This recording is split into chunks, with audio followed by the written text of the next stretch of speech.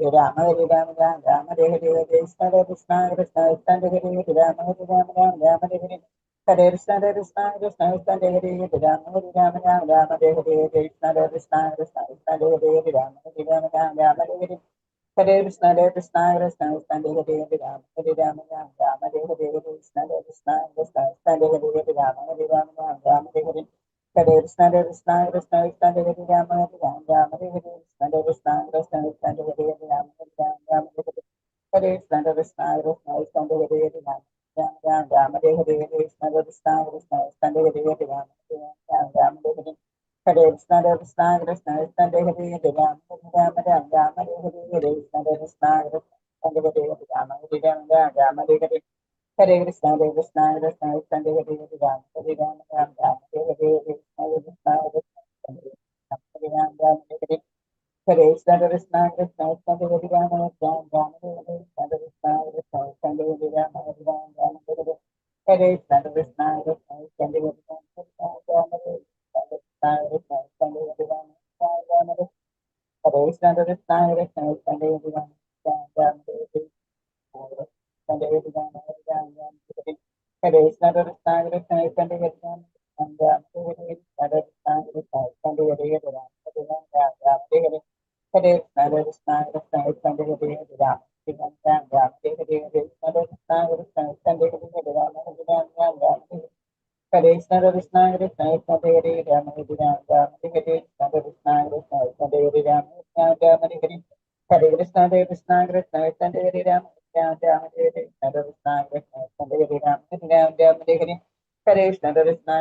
Hare Hare Rama Rama Hare Hare Krishna Krishna Krishna Krishna Hare Hare Rama Rama Hare Hare Hare Krishna Krishna Krishna Krishna Hare Hare Rama Rama Hare Hare Krishna Krishna Krishna Krishna Hare Hare Rama Rama Hare Hare Hare Krishna Krishna Krishna Krishna Hare Hare Rama Rama Hare Hare Krishna Krishna Krishna Krishna Hare Hare Rama Rama Hare Hare Hare Krishna Krishna Krishna Krishna Hare Hare Rama Rama Hare Hare Krishna Krishna Krishna Krishna Hare Hare Rama Rama Hare Hare Hare Krishna Krishna Krishna Krishna Hare Rama Rama Hare Hare Krishna Krishna Krishna Krishna Hare Rama Rama Hare Hare Hare Krishna Krishna Krishna Krishna Hare Hare Rama Rama Hare Hare Krishna Krishna Krishna Krishna Hare Rama Rama Hare Hare Hare Krishna Krishna Krishna Krishna Hare Rama Rama Hare Hare Krishna Krishna Krishna Krishna Hare Rama Rama Hare Hare Hare Krishna Krishna Krishna Krishna Hare Rama Rama Hare Hare Krishna Krishna Krishna Krishna Hare Rama Rama Hare Hare Hare Krishna Krishna Krishna Krishna Hare Rama Rama Hare Krishna Krishna Krishna Krishna Hare Rama Hare Hare Hare Rama Rama Hare Hare Hare Krishna Krishna Krishna Krishna Hare Rama Rama Hare Krishna Krishna Krishna Hare Rama Hare Hare Hare Krishna Krishna Krishna Krishna Hare Rama Rama Hare Krishna Krishna Krishna Krishna Hare Rama Hare Hare Hare Krishna Mataji, Pranam Mataji. Thank you, Mataji. Pranam Mataji. Hare Krishna. Hare Krishna Mataji. Hare Krishna Mataji. Hare Krishna. Hare Krishna Mataji. Hare Krishna. Hare Krishna. Om Namo Bhagavate Vasudevaya. Om Namo Bhagavate Vasudevaya. Om Ajnanatimirandasya Jnananjanachalakaya Chakshurunmilitam Yena Tasmai Shri Gurave Namah. Namo Vishnu Padaya Krishna Prasthaya Bhutale Srimate Bhaktivedanta Swaminidhi Namine. Namaste Saraswate Deve Gauravani Pracharine Nirvishesha Shunyavadi Paschatya Deshadarine. Jai Shri Krishna Chaitanya Prabhu Nityananda Shri Advaita Gadadara Shri Vasadi Gaura Bhakta Vrinda. Hare Krishna Krishna Krishna Hare Hare Hare Rama Rama Rama Hare Hare. Hare Krishna Nigama Kalpatarorgalizam Phalam Shukamukhamrta Drava Samyudham Pipada Bhagavatam Rasamalayam Muhureho Rasika Bhuvi Bhavugaha. Narayanam Namaskrutyam Naram Chaiva Narottamam Devim Saraswatim Vyasam Tado Jayamudire Nashtaprayeshu Bhadreshu Nityam Bhagavata Sevaya Bhagavate Uttama Sloke Bhaktir Bhavati Naishtaki Krishnaya Vasudevaya Devaki Nandanaya Cha Nandagopa Kumaraya Govindaya Namo Namah. Hare Krishna Krishna Krishna Hare Hare Hare Rama Rama Rama Hare Hare. Hare Krishna. Sri Radha Govinda Temple ISKCON Mangalore Bhagavatam ക്ലാസ്സിലേക്ക് എല്ലാവർക്കും സ്വാഗതം. ഹരേ കൃഷ്ണ. എല്ലാവർക്കും ഹരേ കൃഷ്ണ മാതാജി. പ്രണാമം മാതാജി. ഹരേ കൃഷ്ണ. ഹരേ ഹരേ കൃഷ്ണ പ്രണാമം മാതാജി. ഹരേ കൃഷ്ണ പ്രണാമം. നമ്മൾ ഇന്ന് അധ്യായം 16 പരീക്ഷത്തെ കലിയുഗത്തെ എങ്ങനെ സ്വീകരിച്ചു ആ അധ്യായത്തിന്റെ സമ്മറിയാണ് നമുക്ക് ഇന്ന് എടുക്കാനുള്ളത്. 15ാമത്തെ അധ്യായം ഏതായിരുന്നു? 15ാമത്തെ അധ്യായം നമ്മുടെ പാണ്ഡവർ യഥാസമയം വിരമിക്കുന്നത് അല്ലെ. ആ അധ്യായം കഴിഞ്ഞ് 16ാമത്തെ അധ്യായം പരീക്ഷത്തെ കലിയുഗത്തെ എങ്ങനെ സ്വീകരിച്ചു എന്നുള്ളതാണ് അധ്യായത്തിന്റെ ഹെഡ് കൊടുത്തിരിക്കുന്നത്. അപ്പൊ അതില് നമുക്ക് നോക്കാം. 1ാമത്തെ ശ്ലോകത്തില് സൂതഗോസ്വാമി പറയുന്നതാണ്.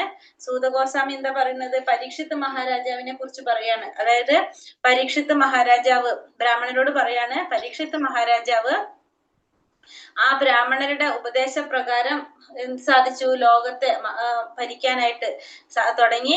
ജനന സമയത്ത് ആ വിദഗ്ധ ജ്യോതിഷികൾ പ്രഖ്യാപിച്ച പോലെ, പ്രവചിച്ച പോലെ ആ മഹത്തായ എല്ലാ ഗുണങ്ങൾ കൊണ്ടും അദ്ദേഹത്തിന് എന്ത് സാധിച്ചു? ഭരണം നടത്താനായിട്ട്, ഭരണം നിർവഹിക്കാനായിട്ട് സാധിച്ചു. അപ്പൊ പരീക്ഷിത്ത് മഹാരാജാവിന്റെ ജനന സമയത്ത് ജ്യോതിഷ പണ്ഡിതന്മാര് പ്രവചിച്ചിട്ടുണ്ടായിരുന്നു ഇദ്ദേഹത്തെ കുറിച്ച്. അങ്ങനെ ആ ഉത്കൃഷ്ടമായിട്ടുള്ളൊരു ആ ഗുണങ്ങളോട് കൂടി തന്നെ പരീക്ഷിത്ത് മഹാരാജാവിന് ഭരണം നിർവഹിക്കാനായിട്ട് സാധിച്ചു എന്നാണ് ഇവിടെ സൂത ഗോസ്വാമി പറയുന്നത്. ബ്രാഹ്മണ ശ്രേഷ്ഠരോട് പറയുന്നതായിട്ടാണ് തുടങ്ങുന്നത്. അതിനുശേഷം പിന്നത്തെ ശ്ലോകത്തിൽ, 2ാമത്തെ ശ്ലോകത്തിൽ പറയുന്നത്, പരീക്ഷിത്ത് മഹാരാജാവ് ഉത്തര രാജാവിന്റെ മകളായിട്ടുള്ള ഇരാവതിയെ വിവാഹം കഴിച്ചു. ഇരാവതിയുടെ വേറൊരു പേര് കൂടി പറയുന്നുണ്ട്, മാദ്രവതി. വിവാഹം കഴിച്ചു. അതില് 4 മക്കള് പറയുന്നത് ജനമേജയനും ശ്രുതസേനനും ഉഗ്രസേനനും ഭീമസേനൻ എന്ന് പറഞ്ഞ 4 പുത്രന്മാര് ജനിച്ചു എന്നും പറയുന്നുണ്ട്. അങ്ങനെ അതാണ് 2ാമത്തെ ശ്ലോകത്തിൽ പറയുന്നത്. പിന്നെ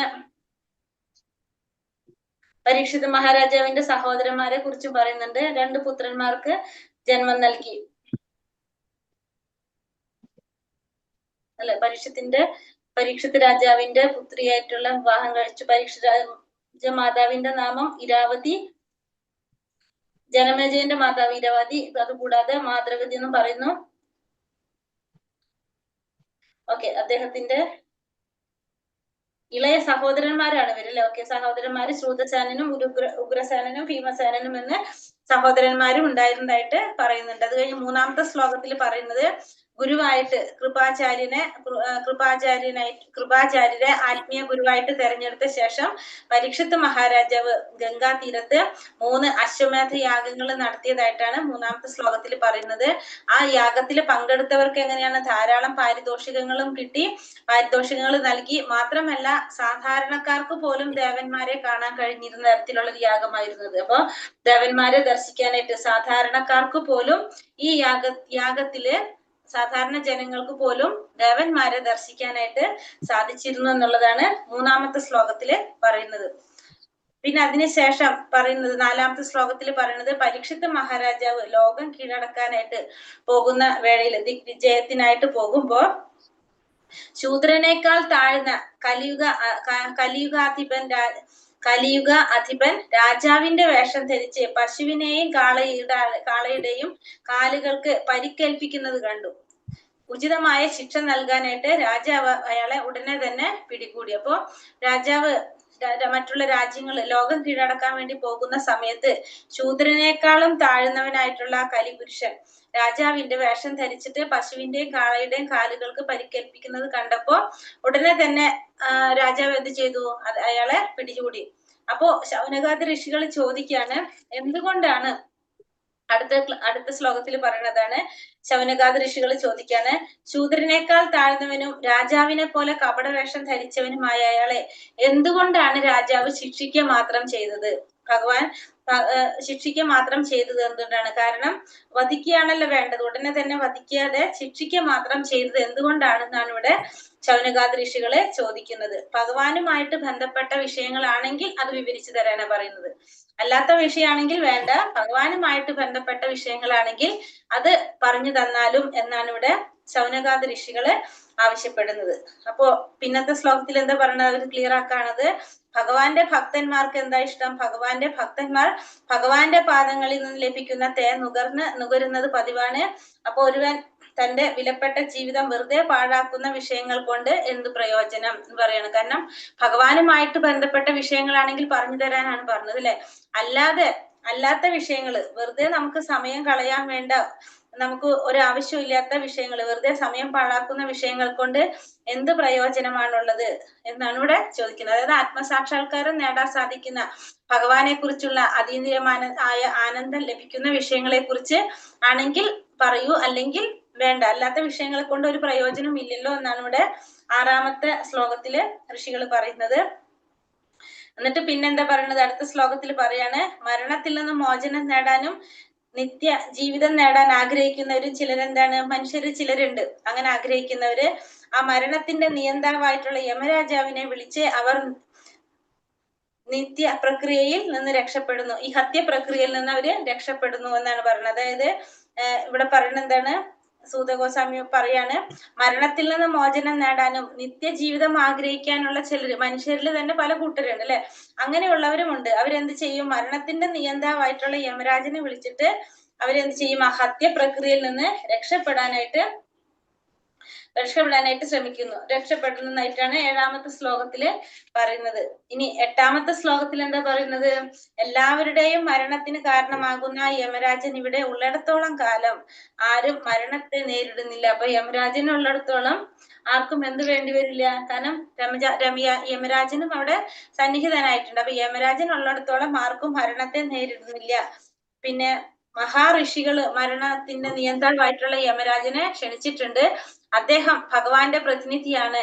അദ്ദേഹത്തിന്റെ പിടിയിലുള്ള ജീവികള് ഭഗവാന്റെ അതീന്ദ്രിയ ലീലകളുടെ ഈ വിവരണത്തിന്റെ രൂപത്തിൽ മരണമില്ലാതെ അമൃത് കേൾക്കുന്നതിലൂടെയുള്ള പ്രയോജനം നേടാൻ സാധിക്കും. അപ്പൊ ഭഗവാന്റെ ഈ ലീലകള് അത് വിവരിക്കുന്നതിലൂടെ എന്താ സംഭവിക്കുന്നത്, ആ മരണമില്ലാത്ത അമൃത് കേൾക്കുന്നതിലൂടെയുള്ള പ്രയോജനം നേടാനായിട്ട് സാധിക്കും. അപ്പൊ ഭഗവാനെ കുറിച്ചുള്ള എത്രത്തോളം കേൾക്കുന്നോ അപ്പൊ നമുക്ക് എന്ത് സാധിക്കാണ്, യമരാജന്റെ പിടിയിൽ നിന്നും മാറാനായിട്ട് സാധിക്കും എന്നുള്ളത് 8ാമത്തെ ശ്ലോകത്തില് പറയുന്നത്.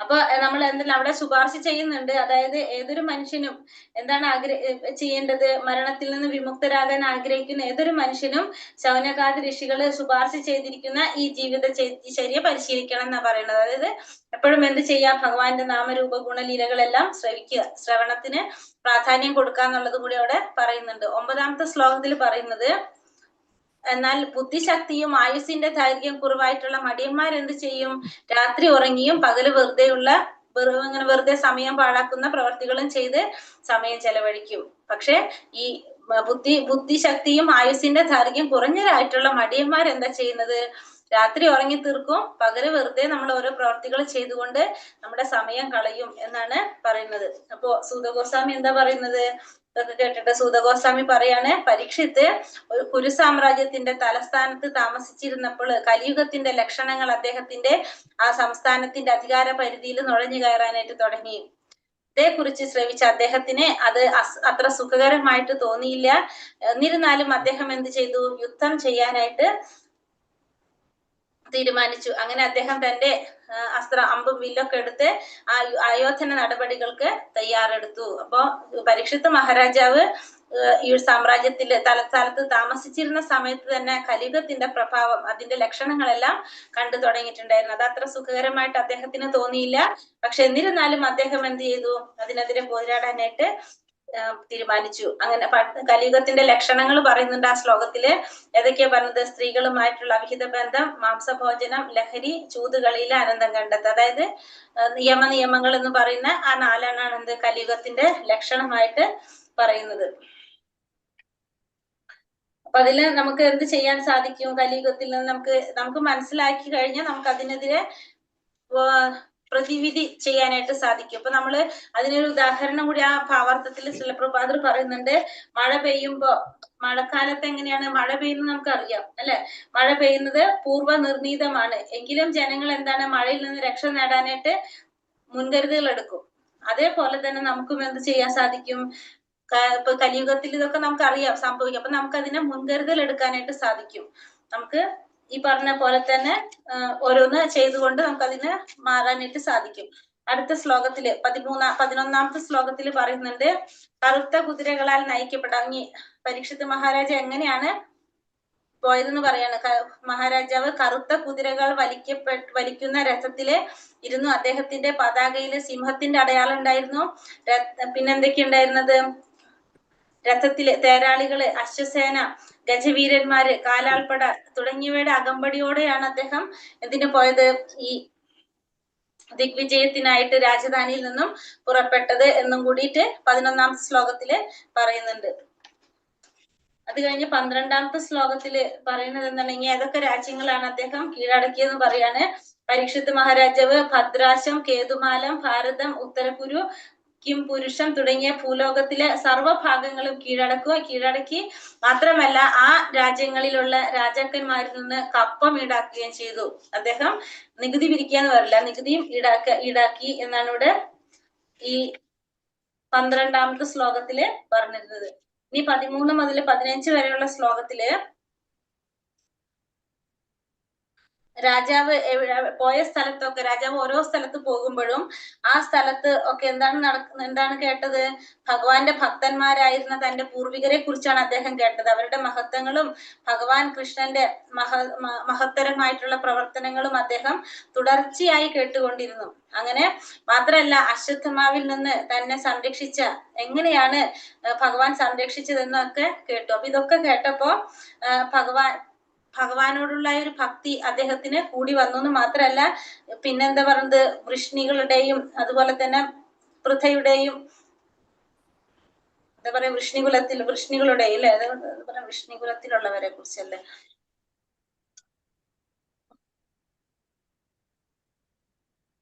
വൃഷ്ണി വംശജർക്കും മധ്യയുള്ള ഗാഢമായ പരസ്പര സ്നേഹത്തെ കുറിച്ചും ജനങ്ങൾ പരാമർശിച്ചു. അതായത് പൃഥ്വിയുടെ സന്തതി പരമ്പരകൾക്കുള്ള മഹാഭക്തി ഹേതുവായിട്ട്, അതായത് പാണ്ഡവരെ കുറിച്ച്, പാണ്ഡവരോടും അതുപോലെ തന്നെ വൃഷ്ണികുലത്തിലുള്ളവരോടും ഉള്ള ആ സ്നേഹത്തെ കുറിച്ചൊക്കെ അവിടെ പരാമർശിക്കുന്നുണ്ടായിരുന്നു. ഭഗവാന് അവരോടുണ്ടായിരുന്ന ആ ഒരു സ്നേഹത്തെ കുറിച്ചൊക്കെ ജനങ്ങള് പറയുന്നുണ്ടായിരുന്നു. അപ്പൊ ഇതൊക്കെ കേട്ടപ്പോ, ആളുകൾ പരാമർശിക്കുന്നത് കേട്ടപ്പോ, ഇത്തരം മഹത്വങ്ങളൊക്കെ പറയുന്നത് കേട്ടപ്പോ പരീക്ഷിത്ത് മഹാരാജാവിന് വളരെ സന്തോഷമായി. ആ സന്തോഷം കൊണ്ട് അദ്ദേഹം എന്ത് ചെയ്തു? വിലപ്പെട്ട മാലകളും വസ്ത്രങ്ങളും ഒക്കെ ആ ജനങ്ങൾക്ക് സമ്മാനമായിട്ട് നൽകിയെന്നാണ് 15ാമത്തെ ശ്ലോകത്തില് പറയുന്നത്. അത് കഴിഞ്ഞ് 16ാമത്തെ ശ്ലോകത്തില് പറയുന്നത് പരീക്ഷിത്ത് മഹാരാജാവ് ഇനിയും കേൾക്കാണ് അവരെ കുറിച്ച്. എന്താ കേൾക്കുന്നത്? ഭഗവാൻ തന്റെ അഹൈതുകമായ കാരുണ്യം കൊണ്ട് പാണ്ഡവരുടെ ഇഷ്ടത്തിനനുസരിച്ച് എന്താണ് സാരഥിയായിട്ടും അധ്യക്ഷനായിട്ടും ദൂതനായിട്ടും മിത്രമായിട്ടും നിശാകാവൽക്കാരനായിട്ടും അങ്ങനെ പല സ്ഥാനങ്ങളും സ്വീകരിച്ചു. മാത്രമല്ല ഒരു സേവകനെ പോലെ അവര് പറയുന്നതെല്ലാം അനുസരിച്ചും ഇളയവനെ പോലെ എന്താ ചെയ്തത്? പ്രണാമം ചെയ്തുകൊണ്ടും എല്ലാ വിധത്തിലും അവർക്ക് സേവനം ചെയ്തത് കൊടുത്തായിട്ടും ആര് കേൾക്കാണ്? പരീക്ഷിത്ത് മഹാരാജാവ് കേൾക്കാണ്. ഇതൊക്കെ ആ ജനങ്ങളിൽ നിന്ന് അദ്ദേഹം കേൾക്കാണ്. അപ്പൊ ഇതൊക്കെ ശ്രവിച്ചപ്പോ അദ്ദേഹത്തിന്റെ ഭക്തി, പരീക്ഷിത്ത് മഹാരാജാവ് ഭഗവാനോടുള്ള ഭക്തിയും ഭഗവാന്റെ പാതാരവിന്ദങ്ങളില് മതിമറന്നു പോയി എന്ന് പറഞ്ഞ, ഭക്തിയോടുകൂടി അദ്ദേഹത്തിന്റെ പാതാരവിന്ദങ്ങളിലേക്ക് മതിമറന്നു ആര്? പരീക്ഷിത്ത് മഹാരാജാവ്. അപ്പൊ എല്ലാവരിൽ നിന്നും പൂർവികരെ കുറിച്ചും ഭഗവാൻ ചെയ്ത മഹത്വമായിട്ടുള്ള കർമ്മങ്ങളെ കുറിച്ചൊക്കെ കേട്ടപ്പോ അദ്ദേഹം മതിമറന്നു പോയി എന്നാണ് ഇവിടെ പറയുന്നത്. ഭഗവാന്റെ പാതാരവിന്ദങ്ങളിലെ ഭക്തിയാൽ മതിമറന്നു ആര്? പരീക്ഷിത്ത് മഹാരാജാവ്.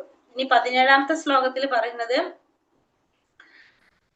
ഇനി 17ാമത്തിൽ എന്ന് പറഞ്ഞ മഹാരാജാവ് പരീക്ഷിത്ത് തന്റെ പൂർവികരുടെ ആ നല്ല പ്രവർത്തികളെ കുറിച്ച് കേട്ട് അവയെ കുറിച്ചുള്ള ചിന്തകളിൽ മുഴുകിയിരുന്നപ്പോ എന്താ സംഭവിച്ചത്? അധികം അകലെയല്ലാത്ത ഒരിടത്ത് എന്തു സംഭവിച്ചു എന്നുള്ളത് ഇപ്പൊ നിങ്ങൾക്ക് പറഞ്ഞു തരാം എന്നാണ് ഇവിടെ പറയുന്നത്. അപ്പൊ നമുക്ക് 17ാമത്തെ ശ്ലോകത്തില് അങ്ങനെ പറഞ്ഞു. 18 തൊട്ട് ഭൂമിദേവിയുടെയും ധർമ്മരാജന്റെയും കാര്യങ്ങളാണ് പറയുന്നത്. 18ാമത്തെ ശ്ലോകത്തിൽ പറയുന്നത് എന്താണ്? ധാർമ്മിക തത്വങ്ങളുടെ വ്യക്തിത്വമായ ധർമ്മം ഒരു കാളയുടെ രൂപത്തിൽ അലഞ്ഞു നടക്കുകയായിരുന്നു. കുഞ്ഞിനെ നഷ്ടപ്പെട്ട ഒരു അമ്മയെ പോലെ ദുഃഖിക്കുന്ന ഒരു പശുവിന്റെ രൂപത്തിൽ ആരെ കണ്ടുമുട്ടി? ഭൂമിയുടെ വ്യക്തിത്വമായിട്ടുള്ള ഭൂമിദേവിയെ കണ്ടുമുട്ടി. അവരുടെ കണ്ണുകളിൽ കണ്ണുനീരുണ്ടായിരുന്നു, ശരീരത്തിന്റെ ഭംഗി നഷ്ടപ്പെട്ടിരുന്നു. അങ്ങനെ ധർമ്മം ഭൂമിയോട് ചോദിച്ചു. അപ്പൊ ധർമ്മമായിട്ട് ധർമ്മം ഭൂമിയോട് ചോദിക്കാന്ന് വെച്ചാൽ ധർമ്മം ആരാണ്? ഇവിടെ കാളയുടെ രൂപത്തിലും പിന്നെ ഭൂമിദേവി പശുവിന്റെ രൂപത്തിലും ആണ്. അപ്പോ കാള പശുവിനോട് ചോദിച്ച ധർമ്മരാജാവ് ഭൂമിദേവിയോട് ചോദിക്കുന്നതാണ്. അപ്പൊ ഇനി കുറെ ചോദ്യങ്ങളാണ് ചോദിക്കുന്നത്. ധർമ്മരാജാവ് ഭൂമിദേവിയോട് ചോദിക്കുന്ന കുറെ ചോദ്യങ്ങളാണ്. കാളയുടെ രൂപത്തിലുള്ള ധർമ്മരാജാവ് പശുവിന്റെ രൂപത്തിലുള്ള ഭൂമിദേവിയോട് ചോദിക്കുന്നതാണ്. 19ാമത്തെ ശ്ലോകത്തിൽ പറയുന്നത്, നിങ്ങൾ ആരോഗ്യവതിയല്ലേ? എന്തുകൊണ്ടാണ് ദുഃഖാകുലയായി കാണപ്പെടുന്നത്? ഭവതിയുടെ മുഖം ഇരുണ്ടിരിക്കുന്നതായി കാണപ്പെടുന്നുണ്ടല്ലോ. ഭവതി എന്തെങ്കിലും ആന്തരികമായ രോഗത്താൽ ക്ലേശിക്കുന്നുണ്ടോ, അതോ അകലെയുള്ള എന്തെങ്കിലും വസ്തുവിനെ കുറിച്ച് ചിന്തിക്കുകയാണോ, എന്തെങ്കിലും ചിന്തിക്കുകയാണോ, ബന്ധുജനത്തെ കുറിച്ച് ചിന്തിക്കുകയാണോ, എന്തെങ്കിലും ബന്ധുക്കളെ കുറിച്ചൊക്കെ ചിന്തിക്കുകയാണോ, എന്തെങ്കിലും കാര്യങ്ങളെ കുറിച്ച് ചിന്തിക്കുകയാണോ എന്നാണ് ഇവിടെ ധർമ്മരാജാവ് ഭൂമിദേവിയോട് ചോദിക്കുന്നത്. പിന്നെ ചോദിക്കുന്നത് ഇനി അതല്ല ഇനി അടുത്തെന്താ ചോദിക്കുന്നത്, ഇനി അതുമല്ല 3 കാലുകൾ നഷ്ടപ്പെട്ട ഒറ്റക്കാലിൽ നിൽക്കുന്ന എന്നെ കുറിച്ചാണോ ചിന്തിക്കുന്നത്, എന്നെ കുറിച്ച് ആലോചിച്ചാണോ വിലപിക്കുന്നത്, അതോ ഇനി മുതല് നിയമവിരുദ്ധമായിട്ടുള്ള മാംസാഹാരികള് ഭവതിയെ ചൂഷണം ചെയ്യുമെന്ന ഉത്കണ്ഠയാണോ, പിന്നെന്താ ചോദിക്കുന്നത്, അതോ ഇപ്പോ യജ്ഞങ്ങളും നടക്കാതിരുന്നതിന് ദേവന്മാർക്ക് യാഗങ്ങളുടെ വിഹിതം നഷ്ടപ്പെട്ടതിനാൽ ദുഃഖിക്കുകയാണോ എന്നാണ് ചോദിക്കുന്നത്. അതോ ക്ഷാമവും വരൾച്ചയും കാരണം ക്ലേശിക്കുന്ന ജീവജാലങ്ങൾക്കായിട്ടാണോ ദുഃഖിക്കുന്നത് എന്നാണ് ഇവിടെ ധർമ്മരാജൻ ചോദിക്കുന്നത്. അടുത്ത ശ്ലോകത്തിലും ഇത് തന്നെയാണ് ചോദിക്കുകയാണ്. 21-ാമത്തെ ശ്ലോകത്തില് ദുഷ്ടരായിട്ടുള്ള വ്യക്തികള് നിരാശരായി ഉപേക്ഷിച്ച് പോകപ്പെട്ട അസന്തുഷ്ടമായ സ്ത്രീകളോടും കുട്ടികളോടും അസന്തുഷ്ടരായിട്ടുള്ള സ്ത്രീകളെയും കുട്ടികളെയും കരുതിയാണോ ദുഃഖിക്കുന്നത്, അതോ മതതത്വങ്ങൾക്ക് വിരുദ്ധമായി പ്രവർത്തികൾക്ക് അടിമകളായിട്ടുള്ള ബ്രാഹ്മണർ വിദ്യാദേവതയെ കൈകാര്യം ചെയ്യുന്നത് നിങ്ങൾ ദുഃഖമുണ്ടോ? അപ്പൊ മതതത്വങ്ങൾക്ക് എതിരായിട്ട്, ധാർമ്മിക തത്വങ്ങൾക്കെല്ലാം എതിരായിട്ട് അടിമകളായിട്ടുള്ള ബ്രാഹ്മണര് വിദ്യാദേവതയെ കൈകാര്യം ചെയ്യുന്നതിലാണോ ഭഗവതി ദുഃഖിക്കുന്നത് എന്നാണ് ചോദിക്കുന്നത്. അല്ലെങ്കിൽ ബ്രാഹ്മണീയ സംസ്കാരത്തെ ആദരിക്കാത്ത ഈ രാജവംശങ്ങളുടെ കീഴില് ആ ബ്രാഹ്മണർ അഭയം പ്രാപിക്കുന്നത് കണ്ടിട്ടാണോ വിഷമിക്കുന്നത് എന്നാണ് ചോദിക്കുന്നത്. ബ്രാഹ്മണീയമായിട്ടുള്ള സംസ്കാരത്തെ ആദരിക്കാത്ത ആ രാജവംശങ്ങളുടെ കീഴിൽ തന്നെ ഈ ബ്രാഹ്മണര് അഭയം പ്രാപിക്കുന്നത് കണ്ടിട്ടാണോ ഭവതി വിഷമിക്കുന്നത് എന്നാണ് 21-ാമത്തെ ശ്ലോകത്തില് ചോദിക്കുന്നത്. 22-ാമത്തെ ശ്ലോകത്തിൽ എന്താ പറയുന്നത്, ഭരണാധികാരികൾ എന്നറിയപ്പെടുന്നവർ കലിയുടെ പ്രഭാവത്താൽ സംഭ്രാന്തരായി തീരുകയും രാജ്യകാര്യങ്ങളുടെയും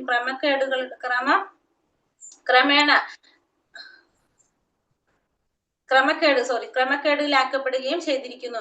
അതിനെ ഓർത്താണോ വിലപിക്കുന്നത്? ഇവിടെ എന്താ പറയുന്നത്, ഭരണാധികാരികൾ എന്നറിയപ്പെടുന്നവർ എങ്ങനെയാണ്, കലിയുഗത്തിന്റെ പ്രഭാവത്തില് സംഭ്രാന്തരായി. അപ്പൊ അവരിപ്പം സംഭവിച്ചു, അവർക്ക് രാജ്യകാര്യങ്ങളൊക്കെ ക്രമക്കേടിലായി പോയി.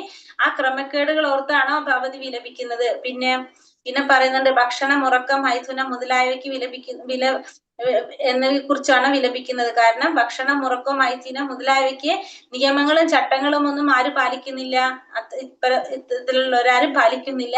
മാത്രമല്ല എല്ലായിടത്തും എങ്ങനെയാണ് അങ്ങനെ ചെയ്യാനായിട്ട് താല്പര്യം കാണിക്കുകയും ചെയ്യുന്നു. അപ്പൊ ഒരു കാര്യങ്ങളും ചെയ്യുന്നില്ല, നിയമവ്യവസ്ഥകൾക്ക് അനുസൃതമായിട്ടല്ല നടക്കുന്നത്, ഇതിനെ ലംഘിച്ചുകൊണ്ടാണ് എല്ലാതും നടക്കുന്നത്. അപ്പൊ അത് ഓർത്തിട്ടാണോ ഭവതി വിലപിക്കുന്നത് എന്നാണ് ചോദിക്കുന്നത്. ഭവതിയുടെ അസന്തുഷ്ടിക്ക് കാരണം ഇതൊക്കെയാണോ എന്നിവിടെ ധർമ്മരാജൻ ചോദിക്കുകയാണ്.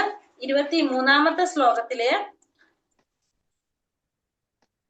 23-ാമത്തെ ശ്ലോകത്തിൽ എന്താ ചോദിക്കുന്നത്, ഭൂമാതാവേ ചോദിക്കുന്ന പരമദിവ്യോത്തമ പുരുഷനായ ഭഗവാൻ ഭവതിയുടെ ഭാരം അകറ്റാൻ വേണ്ടി മാത്രം ഭഗവാൻ ശ്രീകൃഷ്ണനായിട്ട് അവതരിച്ചു.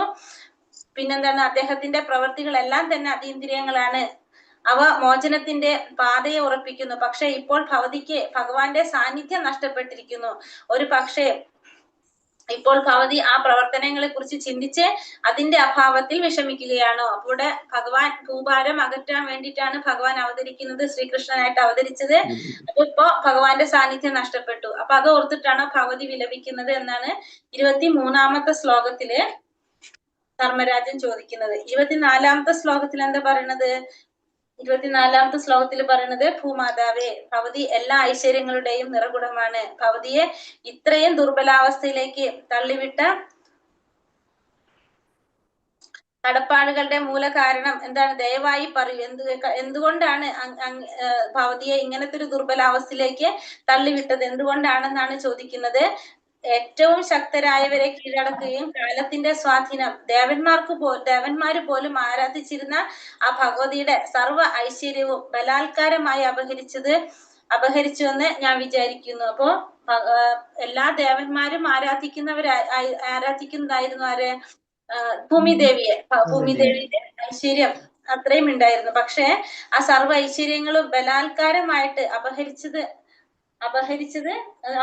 എന്ന് വിചാരിക്കണം. അപ്പൊ അപഹരിച്ചു. അപ്പൊ അതുകൊണ്ടാണ് ഭവതി ദുഃഖിക്കുന്നത് എന്നാണ് ആര് ചിന്തിക്കുന്നത്? ധർമ്മരാജൻ ചിന്തിക്കുന്നത്. എല്ലാ ഐശ്വര്യങ്ങളെയും നിറകുടമായിരുന്നു. പക്ഷെ ഇപ്പൊ എന്താ സംഭവിക്കുന്നത്? അതിശക്തന്മാരെ പോലും കീഴ്പ്പെടുത്തുന്ന അത്യന്തം ശക്തിമത്തായ കാലം. ഭവതിയുടെ ദേവന്മാര് പോലും പൂജിക്കുന്ന സർവ്വ ഐശ്വര്യങ്ങളും മുഴുവനും ബലാത്കാരമായിട്ട് അപഹരിച്ചു എന്നുള്ളത് ഞാൻ വിചാരിക്കുകയാണ് എന്ന് ധർമ്മരാജൻ പറയുന്നത്. അതാണ് 24-ാമത്തെ ശ്ലോകത്തിൽ പറയുന്നത്. ഇനി 25-ാമത്തെ ശ്ലോകത്തിൽ പറയുന്നത്, ഭൂമിദേവിനി ഇതിനൊക്കെ കേട്ട് ഭൂമിദേവി പറയാണ്, മറുപടി പറയാണ്. 25-ാമത്തെ ശ്ലോകത്തില് ഭൂമിദേവി മറുപടി നൽകുകയാണ്. അങ്ങ് എന്നോട് ചോദിച്ചതെല്ലാം അങ്ങേക്ക് അറിയാവുന്നതാണല്ലോ. അപ്പൊ അങ്ങേക്ക് തന്നെ അറിയാവുന്ന കാര്യങ്ങളാണ് അങ്ങിപ്പോ ചോദിച്ചതെല്ലാം തന്നെ. എന്നാലും ഞാൻ അതിനെല്ലാം ഉത്തരമേകാനായിട്ട് ശ്രമിക്കാം. കാരണം ഒരിക്കൽ അങ്ങും എങ്ങനെയാണ് 4 കാലുകളിൽ നിൽക്കുകയും ഭഗവാന്റെ കൃപ കൊണ്ട് പ്രപഞ്ചം മുഴുവൻ സന്തോഷം വർദ്ധിപ്പിക്കുകയും ചെയ്തിട്ടുണ്ടായിരുന്നു. അപ്പോ അങ്ങും ഒരിക്കലും 4 കാലിൽ തന്നെ ആയിരുന്നു. പക്ഷെ പിന്നീടാണ് എന്ത് സംഭവിച്ചത്? ഇതേപോലത്തെ ഒരു അവസ്ഥയിലേക്ക് വന്നത്. അപ്പൊ ഞാൻ അങ്ങ് ചോദിച്ച ചോദ്യങ്ങൾക്ക് മറുപടി നൽകാനായിട്ട് ശ്രമിക്കാം എന്നാണ് 25-ാമത്തെ ശ്ലോകത്തില് പറയുന്നത്. ഇനി 26 മുതൽ 30 വരെയുള്ള ശ്ലോകത്തില് പറയാണ് ഭഗവാന്റെ ഗുണങ്ങളെ കുറിച്ചാണ് പറയുന്നത്. ഭഗവാൻ 30 വരെയുള്ള ശ്ലോകങ്ങളിൽ ഭഗവാന്റെ 40 ഗുണങ്ങളെ കുറിച്ച് പറയുന്നതാണ്. ആ ഭഗവാന്റെ 40 ഗുണങ്ങളും ഇവിടെ പറയുന്നുണ്ട്. എന്നിട്ട് പറയാണ്, ആ നിത്യമായിട്ട് നിലനിൽക്കുന്നതും ഭഗവാനിൽ നിന്ന് ഒരിക്കലും വേർപെടുത്താൻ കഴിയാത്തതുമായ മറ്റ് അനവധി അതീന്ദ്രിയ ഗുണങ്ങളും ഭഗവാനുണ്ട്. ഇത് കൂടാതെ തന്നെ കുറെ ഗുണങ്ങൾ ഭഗവാനുണ്ട്. ഇപ്പോൾ ഈ എല്ലാ അതീന്ദ്രിയ ലീലകളും ഭൂമിയിൽ അവസാനിച്ചിരിക്കുന്നു. ഇതൊക്കെ ഇപ്പൊ ഭഗവാൻ അവസാനിപ്പിച്ചു. അദ്ദേഹത്തിന്റെ അഭാവത്തിൽ കലിയുഗം അതിന്റെ പ്രഭാവത്തിൽ എല്ലായിടത്തും വ്യാപരിച്ചിരിക്കുകയാണ്. ഇത് കാണുന്നതിൽ എനിക്ക് വളരെ പ്രയാസമുണ്ട്. അപ്പൊ ഭഗവാൻ ഈ ലീലകളും മുഴുവൻ അവസാനിപ്പിച്ച് ഭഗവാൻ പോയപ്പോ എന്താണ്? കലിയുഗത്തിന്റെ പ്രഭാവം അവിടെ എല്ലായിടവും വ്യാപിച്ചു. അപ്പൊ സ്വാഭാവികമായിട്ടും എന്താണ്? എല്ലായിടത്തും ഈ കലിയുഗത്തിന്റെ അഭാവം കണ്ടപ്പോ ഭൂമിദേവിക്ക് വളരെയധികം പ്രയാസമുണ്ട് എന്നാണ് പറയുന്നത് 30 വരെയുള്ള ശ്ലോകത്തില്. 31-ാമത്തെ ശ്ലോകത്തില് ഭൂമിദേവി പറയാണ്, ചിന്തിച്ചത് ഞാൻ എന്നെ കുറിച്ചും ചിന്തിച്ചു, അങ്ങയെ കുറിച്ചും ചിന്തിച്ചു, എല്ലാ ദേവന്മാരെ കുറിച്ചും ഋഷിമാരെ കുറിച്ചും പിതൃലോകവാസികളെ കുറിച്ചും ഭക്തന്മാരെ കുറിച്ചും മാനവ സമൂഹത്തിലെ ആ വർണ്ണാശ്രമ വ്യവസ്ഥയ്ക്ക് വിധേയരായിട്ടുള്ള എല്ലാവരെയും കുറിച്ച് ഞാൻ ചിന്തിച്ചു. അപ്പൊ എന്നെ കുറിച്ച് മാത്രമല്ല ഞാൻ ചിന്തിക്കുന്നത്, അങ്ങയെ കുറിച്ചും ചിന്തിച്ചു, എല്ലാ ദേവന്മാരെ കുറിച്ചും ഋഷികളെ കുറിച്ചും പിതൃലോകവാസികളെ കുറിച്ചും പിന്നെ ഭഗവാന്റെ ഭക്തന്മാര് മനുഷ്യ സമൂഹത്തിലെ ആ വർണ്ണാശ്രമ വ്യവസ്ഥ അനുസരിക്കുന്ന എല്ലാവരെയും കുറിച്ച് ചിന്തിച്ചു എന്നാണ് ഭൂമിദേവി പറയുന്നത്. ഇനി 32-33 ശ്ലോകത്തിൽ പറയുന്നത്, ബ്രഹ്മാവിനെ പോലുള്ള ദേവന്മാർ അനുഗ്രഹത്തിന്റെ നോട്ടം തേടുകയും അവർക്കായിട്ട് പല ദിവസവും ഭഗവാന് സമർപ്പിതയാവുകയും ചെയ്ത ലക്ഷ്മി ദേവി എന്ത് ചെയ്യാണ്? അരവിന്ദ വനത്തിൽ എന്നാ പറഞ്ഞല്ലേ, അരവിന്ദ വനത്തിൽ എന്ന് വെച്ചാല് താമരപ്പൊയ്ക പോലത്തെ സ്ഥലം അല്ല, താമരകളുള്ള അരവിന്ദ വനത്തിലെ സ്വന്തം വാസസ്ഥലം ഉപേക്ഷിച്ച് ഭഗവാന്റെ പാദാരവിന്ദങ്ങളില് സ്വയം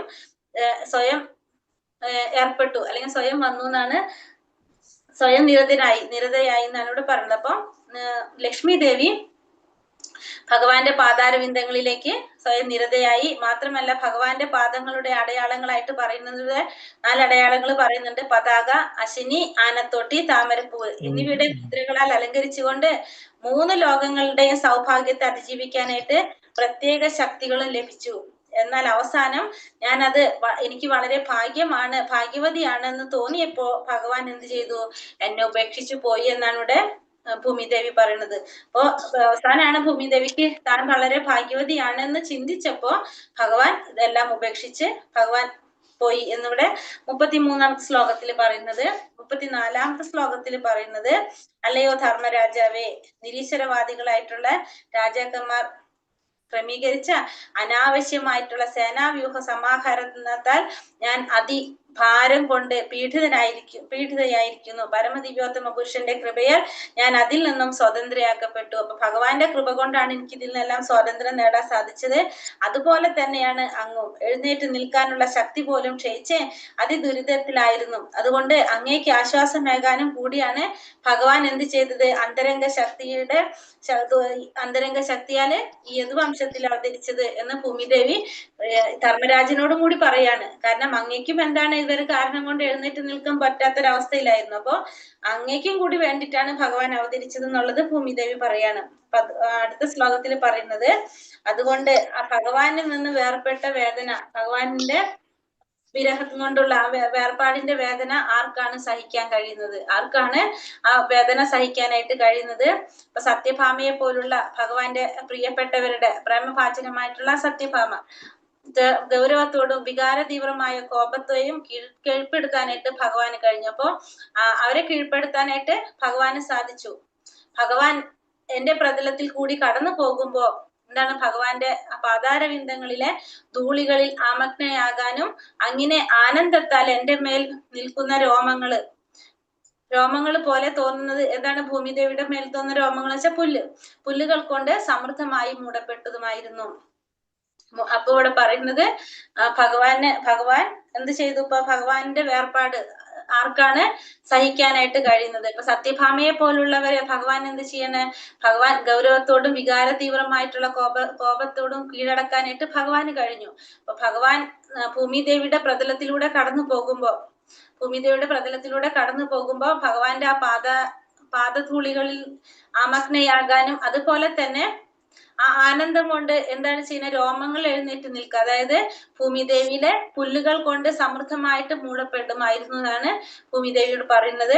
അത് കഴിഞ്ഞ് അടുത്ത ശ്ലോകത്തിൽ പറയുന്നത്, അങ്ങനെ ഭൂമിദേവിയും ധർമ്മരാജനും സംഭാഷണത്തിൽ ഏർപ്പെട്ടിരിക്കെ രാജർഷി ആയിട്ടുള്ള പരീക്ഷിത്ത് മഹാരാജാവ് പൂർവ്വദിക്കിലേക്ക് കിഴക്കോട്ട് ഒഴുകുന്ന സരസ്വതി നദിയുടെ തീരത്തെത്തി എന്നാണ് പറഞ്ഞത്. അപ്പൊ ഇവര് സംസാരിച്ചുകൊണ്ടിരിക്കുന്ന സമയത്ത് പരീക്ഷിത്ത് മഹാരാജാവ് പൂർവ്വദിക്കിലേക്ക്, അതായത് കിഴക്ക് ഭാഗത്തേക്ക് ഒഴുകുന്ന സരസ്വതി നദിയുടെ തീരത്തെത്തി എന്ന് പറഞ്ഞിട്ടാണ് ഈ അധ്യായം അവസാനിക്കുന്നത്. അങ്ങനെ കലിയുഗത്തിന് പരീക്ഷിത്ത് എങ്ങനെയാണ് സ്വീകരിച്ചത് എന്നുള്ള അധ്യായത്തിന്റെ ഭക്തി വേദാന്ത ഭാഷ്യം ഇവിടെ സമാപിക്കുകയാണ്. ശ്രീമദ് ഭാഗവതം പ്രഥമ സ്കന്ധത്തിലെ പരീക്ഷിത്ത് കലിയുഗത്തെ എങ്ങനെ സ്വീകരിച്ചു എന്ന 16-ാം അധ്യായത്തിന്റെ ഭക്തി വേദാന്ത ഭാഷ്യം ഇപ്രകാരം സമ്പൂർണമാകുന്നു. ഹരേ കൃഷ്ണ കൃഷ്ണ കൃഷ്ണ ഹരേ ഹരേ, ഹരേ രാമ രാമ രാമ ഹരേ ഹരേ. വഞ്ചാകൽപതരുഭ്യശ്ച കൃപാ സിന്ധോഭ്യവ ച പതിതാനാം പാവനേഭ്യോ വൈഷ്ണവ